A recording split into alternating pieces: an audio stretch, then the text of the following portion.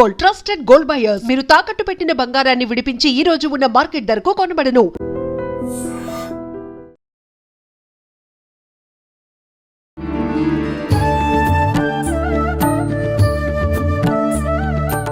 గణేశాయ నమః, గాయత్రీదేవి నమః, మహాసరస్వతి నమః, మాతాపితృభ్యో నమః. ముందుగా ప్రేక్షక వీక్షణ భాషలందరికీ కూడా శ్రీ పరాభవనామ సంవత్సర ఉగాది శుభాకాంక్షలు. ఈ సంవత్సరం ద్వాదశ రాశుల వారికి కూడా సకల ఐశ్వర్య భోగభాగ్యాలు కలగాలి అని, సమస్త కోరికలు తెరవాలి అని, సకలగా శుభాలు జరగాలి అని మనస్ఫూర్తిగా అమ్మవారిని ప్రార్థన చేసుకుంటూ ఇప్పుడు మనం ద్వాదశ రాశుల వారికి కూడా ఈ ఉగాది తర్వాత ఏ రకంగా ఉండబోతుందో తెలుసుకునే ప్రయత్నం చేద్దాం. అయితే నేను ఉగాది ఫలితాలు, రాశి ఫలాలు చెప్పే ముందర ముఖ్యంగా ప్రేక్షకులకి చిన్న గమనికగా చెప్పదగింది ఏమిటంటే కనుక, ఈ ఉగాది ఫలితాల్లో ఆదాయ వ్యయాల గురించి, రాజపూజ్య అవమానాల గురించి చెబుతూ ఉన్నప్పుడు సమయంలో చాలామందికి అనేక రకాల అనుమానాలు వస్తూ ఉంటాయి. కాబట్టి వాటి గురించి ముందుగా చెప్పిన తర్వాత నేను ఫలితాలు చెప్పే ప్రయత్నం చేస్తాను, కాబట్టి శ్రద్ధగా వినండి.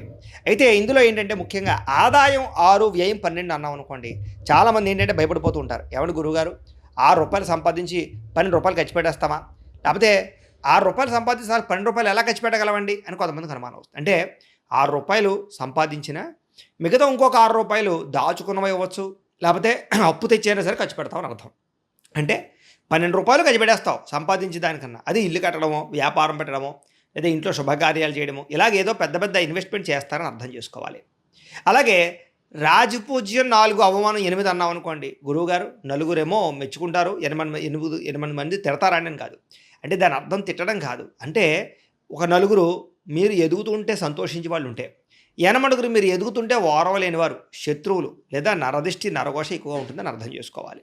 కాబట్టి ఈ రకంగా ద్వాదశ రాశుల వారు కూడా ఈ విషయాన్ని ముందుగా అర్థం చేసుకోవాల్సిందిగా తెలియజేస్తూ ఇప్పుడు మనం ముఖ్యమైనటువంటి ద్వాదశ రాశుల వారి యొక్క సంవత్సర ఫలితాలు ఎలా ఉన్నాయో తెలుసుకునే ప్రయత్నం చేద్దాం. ఇక మీనరాశి వారికి సంబంధించినటువంటి పరాభవనామ సంవత్సరం ఉగాది ఫలితాలు ఎలా ఉన్నాయో చూద్దాం. అయితే ఎవరెవరి మీనరాశిలోకి వస్తారయ్యా అన్నట్లయితే కనుక, పూర్వాభాద్ర నక్షత్రం 4వ పాదం వారు, ఉత్తరాభాద్ర నక్షత్రం 1, 2, 3, 4 పాదాల వారు, రేవతి నక్షత్రం 1, 2, 3, 4 పాదాల వారు కూడా ఈ మీనరాశిలోకి వస్తారు. కాబట్టి మీనరాశిని చూసుకోండి. ఇక పేరును బట్టి చూసుకునేటటువంటి వారు మీ పేరులో మొట్టమొదటి అక్షరం కనుక ది, దు, షియం, జ, ధ, దే, దో, చ, చి ఈ అక్షరాలతో మీ పేరు ప్రారంభమైతే మీ అందరిది కూడా మీనరాశి అవుతుంది. కాబట్టి మీనరాశిని చూసుకోండి. ఈ సంవత్సరం మీకు ఆదాయం 14, వ్యయం 11గా కనపడుతుంది. అంటే బాగా డబ్బులు సంపాదించగలుగుతారు, కానీ ఖర్చు కూడా సమానంగా కనపడుతోంది. అయితే దాచే వ్యవహారం, ఇన్వెస్ట్మెంట్ చేసే అవకాశాలు, పాలసీలు కట్టే అవకాశాలు, భూములు కొనే అవకాశాలు, బంగారం మీద కానీ లేదా షేర్లో కానీ డబ్బులు పెట్టే అవకాశాలు ఎక్కువ ఉన్నాయి. కాబట్టి షేర్లో డబ్బులు పెట్టేటువంటి మాత్రం జాగ్రత్త తీసుకోండి, జాగ్రత్త. ఇక ఈ రాజపూజ్యం 7గా కనపడుతోంది, అవమానం 2గా కనపడుతుంది. ఈ సంవత్సరం ప్రజలు మెచ్చుకునే వాళ్ళు బాగా పెరుగుతున్నారు, మిమ్మల్ని ఇష్టపడేవాళ్ళు, బాగా ప్రేమించేటటువంటి వారు, మీకు సపోర్ట్ చేసేవారు, మీరు ఎదుగుతుంటే ఆనందించే వాళ్ళు బాగా పెరుగుతున్నారు. అలాగే మిమ్మల్ని ఇబ్బంది పెట్టేవారు, శత్రువులు చాలా శాతం తగ్గుతున్నారు. కాబట్టి ఈ సంవత్సరం ప్రజా ఆదరణ బాగా కనపడుతుంది అని చెప్పచ్చు. ఇక ఈ సంవత్సరం మీ గోచారం చూసుకున్నట్లయితే కనుక, గురుడు జూన్ 1వ తారీఖు దాకా కూడా చతుర్థ స్థానంలో సంచరించి జూన్ 2వ తారీఖు నుంచి పంచమ స్థానంలో సంచారం చేస్తూ ఉన్నాడు. శని ఈ సంవత్సరం అంతా కూడా జన్మస్థానంలోనే సంచారం చేస్తున్నాడు. రాహుకేతువులు డిసెంబర్ 5వ తారీఖు దాకా కూడా జన్మ సప్తమ స్థానంలో సంచారం చేసి డిసెంబర్ 6వ తారీఖు నుంచి ద్వితీయ అష్టమ స్థానంలో సంచారం చేస్తూ ఉన్నారు. ఈ కారణంగా ఈ సంవత్సరం మీకు ఎలా ఉండబోతుందయ్యా అన్నట్లయితే కనుక, కొంచెం ఇబ్బందికరమైన వాతావరణము, ప్రతికూలమైన పరిస్థితులు ఉన్నాయి. కారణం ఏంటంటే ఏలినాటి శని జన్మలో ఉన్నాడు కాబట్టి ఎక్కువగా ఇబ్బంది పెడుతూ ఉన్నాడు. కాబట్టి ఈ సంవత్సరం తప్పుడు నిర్ణయాలు తీసుకోవడం మంచిది కాదు. గొడవల జోలికి వెళ్ళకండి, ఆరోగ్యం పట్ల జాగ్రత్త తీసుకోండి, డబ్బుల విషయంలోనూ ఖర్చుల విషయంలోనూ జాగ్రత్త తీసుకోండి, కుటుంబ విషయాల్లో కానీ లేదా ప్రేమ కలాపాలు, కామ కోరికల విషయంలో జాగ్రత్త తీసుకోండి. ఈ సంవత్సరం అంతా కూడా ప్రతి విషయంలోనూ జాగ్రత్త తీసుకోవాలి. ఈ సంవత్సరం ప్రైవేటు ఉద్యోగస్తులకి ఉద్యోగ గండాలు, ఉద్యోగం పోతుందనే భయాలు, లేదా సాఫ్ట్వేర్ ఇంజనీర్లు ఉండేటువంటి వారికి ఈ యొక్క బెంచ్ మీదకి వచ్చేటువంటి పరిస్థితులు, ప్రాజెక్టులు సరైన రాకపోవడం లాంటివి సమస్యలు కనపడుతూ ఉన్నాయి. ఉద్యోగాలు మారడం కానీ, కంపెనీలు మారడం కానీ, వాటి వల్ల ఇబ్బందులు తలెత్తడం కానీ, మెంటల్ టెన్షన్లు కానీ, పని ఒత్తిడి అధికం అవ్వడం కానీ, అనుకున్నంత ఇంక్రిమెంట్లు, ప్రమోషన్లు, జీతాలు లేకపోవడం కానీ సమస్యలు కనపడుతూ ఉన్నాయి. జాగ్రత్తగా ఉండాలి. ఇక గవర్నమెంట్ ఉద్యోగస్తులు కూడా ఉద్యోగంలో సమస్యలు కనపడుతూ ఉన్నాయి. ఉద్యోగపరంగా సమస్యలు ఇరుక్కోవడం కానీ, విజిలెన్స్లో ఇది దొరకడం కానీ, లేదా లంచాల వల్ల దొరకడం కానీ, ఉద్యోగ కార్యాలయాల్లో ఇతరుల మీ మీద ఏదో ఒక రకమైనటువంటి ఇబ్బంది తలెత్తడం కానీ చేసే అవకాశాలు, కంప్లైంట్ ఇచ్చే అవకాశాలు జాగ్రత్తగా ఉండాలి. ఈ సంవత్సరం ప్రమోషన్లు కానీ లేదా స్థాన బదిలీలు కానీ, అనవసరమైన ప్రదేశాలకి స్థాన బదిలీలు, అనవసరమైనటువంటి వ్యామోహాలు కనపడుతున్నాయి. జాగ్రత్తలు తీసుకోండి. అలాగే నిరుద్యోగులు కూడా ఈ సంవత్సరం ఉద్యోగపరంగా సమస్యలు, సరైన ఉద్యోగ అవకాశాలు రాక ఇబ్బందులు, లేదా ప్రభుత్వ ఉద్యోగం కోసం ప్రయత్నం చేస్తూ ఉండేవారికి చివరిదాకా వచ్చి చేజారిపోయే పరిస్థితులు, తక్కువ మార్కుల్లోనే లేదా దానికి సంబంధించి ఎగ్జామినేషన్స్లో విఫలం అవడాలు కనపడుతున్నాయి. కాబట్టి జాగ్రత్తగా ఉండండి. ఒకసారి జాతకం చూపించుకోండి. ఎందుకంటే జాతకంలో ఉండే లగ్నాన్ని బట్టి ఏ ఏ గ్రహాలు ఎక్కడ ఉన్నాయో, ఏ ఏ దశలు నడుస్తాయో తెలుస్తుంది. దాన్ని బట్టి మనకి ఏదైనా దోషం ఉంటే వాటికి పరిహారాలు చేయించుకుంటే సులువుగా మనకి ఈ సంవత్సరం అంతా కూడా అనుకున్న పనులు జరుగుతాయి. కాబట్టి అది ఉద్యోగస్తులకే కాదు, వ్యాపారస్తులకి వివాహం కోసమైనా, సంతానం కోసమైనా, వ్యాపారం కోసమైనా, డబ్బుల కోసమైనా, దేనికోసమైనా సరే జాతకం చూపించుకోవాలి. మమ్మల్ని సంప్రదిస్తే మేము జాతకం చూస్తాం. కాబట్టి తద్వారా జాగ్రత్తలు తీసుకుంటున్నట్లయితే కనుక ఈ సంవత్సరం గోచారం కూడా బాగోలేదు కాబట్టి ఖచ్చితంగా మీరు జాగ్రత్తలు తీసుకుని ఎదరికి వెళ్తేనే మంచిది. తద్వారా మీరు ప్రభుత్వ ఉద్యోగాలు పొందగలుగుతారు. ఇక విదేశాల ఉద్యోగ ప్రయత్నాలు చేసే వాళ్ళందరూ కూడా ఒడిదుడుకులు బాగా ఉన్నాయి. ఉద్యోగాలు వచ్చినట్టు వచ్చి పోవడం కానీ, పార్ట్ టైం జాబులు చేసేవారికి సరైన అవకాశాలు లేకపోవడం కానీ, పర్మనెంట్ అవ్వకపోవడం కానీ, గ్రీన్ కార్డ్ ఇష్యూస్ కానీ, H1B వీసాలు పికప్ అవ్వకపోవడం లాంటి సమస్యలతో పాటుగా ఉద్యోగ సమస్యలు బాగా వెంటాడుతూ ఉంటాయి. సరైన ఉద్యోగ అవకాశాలు రాక ఇబ్బందులు పడుతూ ఉంటారు విదేశాల్లో ఉండేవారు. జాగ్రత్త. ఈ సంవత్సరం విద్యార్థులు కూడా చదువు పట్ల ఏకాగ్రత తగ్గడము, శ్రద్ధ తగ్గడము, బద్ధకం పెరగడంతో పాటుగా అనుకున్నన్ని మార్కులు రాకపోవడము, ర్యాంకులు రాకపోవడము, నిస్తేజము, ఎగ్జామ్స్లో ఫెయిల్ అయ్యే అవకాశాలు కొంతమంది కనపడుతూ ఉన్నాయి. ఈ సంవత్సరం బాగా చదవాలని తపన ఉన్న చెడు స్నేహితుల వల్ల కానీ, సెల్ ఫోన్ వ్యామోహాల వల్ల కానీ, లేదా టీవీలు సీరియళ్ళు చూడడం వల్ల కానీ ఇబ్బందులు కనపడుతున్నాయి. కాబట్టి టీవీల జోలికి లేదా ఫోన్లో గేమ్స్ జోలికి వెళ్ళకండి. చెడు స్నేహితులు దూరంగా ఉండండి. ఈ సంవత్సరం వ్యాపారస్తులందరూ కూడా వ్యాపారంలో ఒడిదుడుకులు బాగా ఉన్నాయి. అంతంత మాత్రమే వ్యాపార లాభాలే కనపడుతున్నాయి. కాబట్టి వ్యాపారంలో చాలా జాగ్రత్తగా నిర్ణయాలు తీసుకోవాలి. పెట్టుబడులు పెట్టేటప్పుడు జాగ్రత్త తీసుకోవాలి. అలాగే మీ కింద పనిచేసే వాళ్ళతో జాగ్రత్తగా మెలగాలి. కస్టమర్స్తో ఇంకా జాగ్రత్తగా మెలగాలి. భవిష్యత్తుని అంచనా వేసి వ్యాపారం చేయడం, సోషల్ మీడియాను ఉపయోగించుకోవడం చాలా ముఖ్యమైన సూచన. వ్యవసాయదారులకి ఈ సంవత్సరం అంతంత మాత్రమైన పంట లాభాలే కనపడుతూ ఉన్నాయి. వ్యవసాయంలో స్వల్ప నష్టాలు కనపడుతున్నాయి. చీడ వల్ల, పురుగుల వల్ల, గిట్టుబాటు ధర రాక, వాతావరణం సమస్యల వల్ల కూడా వ్యవసాయాలు ఇబ్బందులు కనపడుతున్నాయి. కాబట్టి వాటి విషయంలో జాగ్రత్తలు తీసుకోండి. అలాగే మీరు పండించిన పంటను మీరే అమ్ముకోవడానికి ప్రయత్నం చేయండి. కళాకారులకి ఈ యొక్క సరైనటువంటి హిట్లు రాకపోవడంతో పాటుగా సరైన అవకాశాలు రాకపోవడము, ఇతర భాషల్లోకి వెళ్ళినా కూడా అక్కడ సరైన గుర్తింపు లేకపోవడం కనపడుతోంది.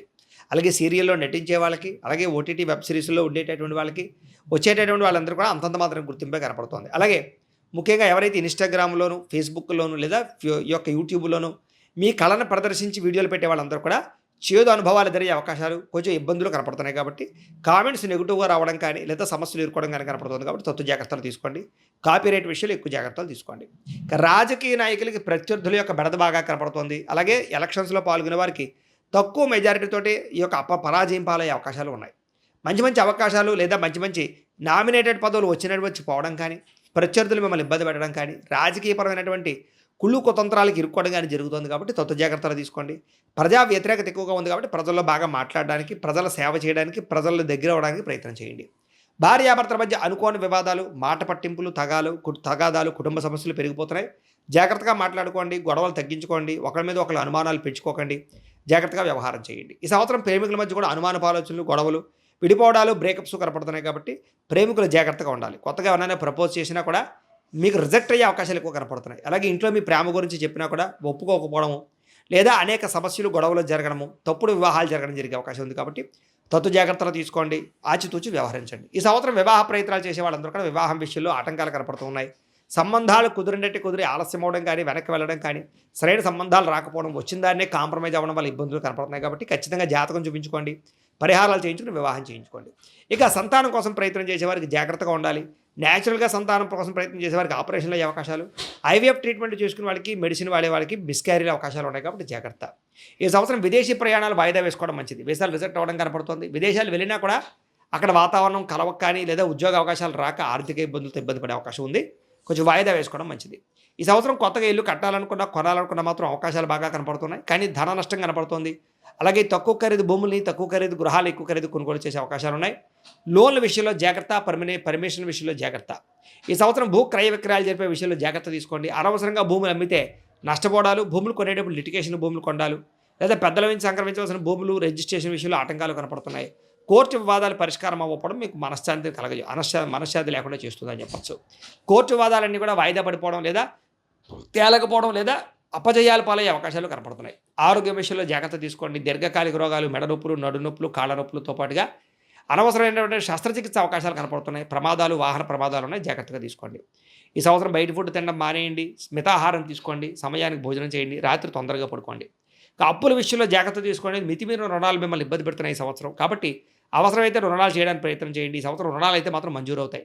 వ్యాపారం విషయంలోనూ, పిల్లల పెళ్లిళ్ళ విషయంలోనూ, పిల్లల యొక్క చదువుల విషయంలోనూ, లేదా ఈ గృహం కొనడం కోసం వాటి కోసం చేసే అప్పులు పర్వాలేదు. కానీ మిగతా దుబారా ఖర్చుల కోసం చేసే రుణాల వల్ల ఇబ్బందులు పడతారు, జాగ్రత్తగా ఉండండి.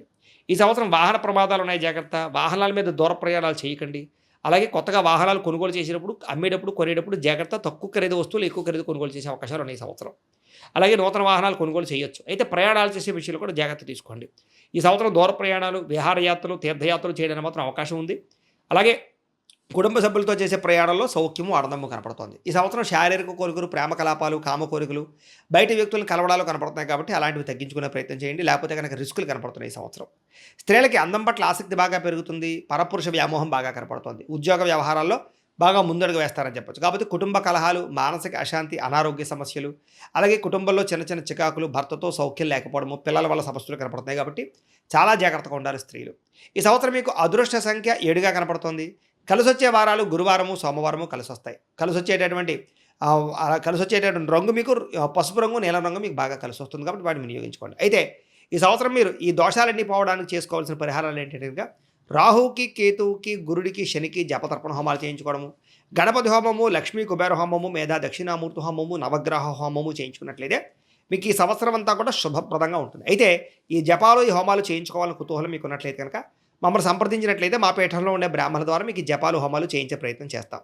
అలాగే మీరు ఇంట్లో చేసుకోవాల్సిన పరిహారాలు ఏమిటంటే కనుక ప్రతిరోజు ఇంట్లో ఒక 20 నిమిషాలైనా దేవుడికి పూజ చేసుకోండి, పారాయణ చేసుకోండి. అలాగే సప్త శనివారాల వ్రతం కానీ, సంకష్టహర చతుర్థి వ్రతం కానీ, 16 సోమవారాల వ్రతం కానీ, లేదా ప్రతి ఏకాదశి రోజు, ప్రతి పౌర్ణమి రోజు సత్యనారాయణ స్వామి వ్రతం కానీ చేసుకుంటూ ఉన్నట్లయితే కనుక మీకు ఈ సంవత్సరం గ్రహ దోషాలన్నీ తొలగి ఈ సంవత్సరం అంతా కూడా మీకు శుభప్రదంగా ఉంటుంది అని తెలియజేస్తూ, ప్రేక్షకులకి ముఖ్యంగా మనకి ఏమిటయ్యా అన్నట్లయితే కనుక ఇప్పటిదాకా మేము చెప్పినటువంటి ఈ ఫలితాలన్నీ కూడా గోచార ఫలితాలు. అంటే ఈ రాశిలో ఉండేటటువంటి కోటాను కోట్ల మంది అందరికీ వర్తిస్తాయి.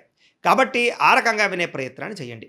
ఒకవేళ మీ పర్సనల్ జాతకం అంటే మీకు ఒక్కరికి ఎలా ఉందో తెలుసుకోవాలి అన్నా, లేదా ఏదైనా సమస్యలతో ఇబ్బంది పడుతూ ఉన్నా దానికి మీ date of birth, time, place of birth, మీ పేరు మా వాట్సాప్ నెంబర్కి మెసేజ్ పెట్టినా, లేదా మాకు ఫోన్ చేసినా కూడా మీ జాతకం ఎలా ఉందో చూసి చెప్పే ప్రయత్నాన్ని చేస్తాము. లేదా ఏదైనా సమస్యలతో ఇబ్బంది పడుతూ ఉంటే కనుక వాడికి పరిహారాలు చెప్పడం కానీ, లేదా పరిహారాలని మా పీఠంలో ఉండే బ్రాహ్మణుల ద్వారా జపాలోని, మండపారాధనలని, అభిషేకాలు, తర్పణాలు, హోమాలు ఇవన్నీ కూడా చేయించే ప్రయత్నం చేస్తాం. లేదా మీరు స్వయంగా వచ్చి పాల్గొన్నా కూడా మీ చేత కార్యక్రమాలు కూడా నిర్వర్తింపజేసే ప్రయత్నం చేస్తాం. కాబట్టి చక్కగా ఈ సంవత్సరం అంతా కూడా మీకు సుభిక్షంగా ఉండడానికి చక్కగా ఈ జపాలు, హోమాలు చేయించుకున్నట్లయితే మీకు చాలా బాగుంటుందని ప్రత్యేకంగా తెలియజేస్తూ, అలాగే చాలా భవిష్యత్తులో మీకు ఇంకా అభివృద్ధిలో ఉండడానికి చక్కగా ప్రతిరోజు ఇంట్లో దేవతారాధన చేసుకోండి అని ప్రత్యేకంగా తెలియజేస్తూ, స్వస్తి ప్రజాభ్య పరిపాలయంతాం న్యాయేన మార్గేణ మయి మయీషాః గోబ్రాహ్మణేభ్య శుభమస్తు నిత్యం లోకాః సమస్తాః సుఖినో భవంతు. స్వస్తి.